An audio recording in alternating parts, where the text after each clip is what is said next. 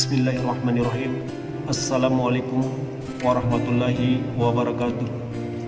Saya Tengku Muhammad Idris selaku Imam Masjid asal Penampaan, Kecamatan Belang Kejeren, Kabupaten Gayo Luas, menghimbau kepada seluruh masyarakat agar mematuhi protokol kesehatan dalam pencegahan COVID-19 dengan selalu menggunakan masker, menjaga jarak, mencuci tangan, dan hindari keramaian.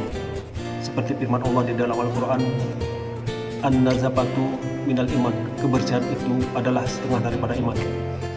Demikianlah himbauan ini saya sampaikan agar masyarakat Kabupaten Gayo Luas dapat mematuhi. Assalamualaikum warahmatullahi wabarakatuh.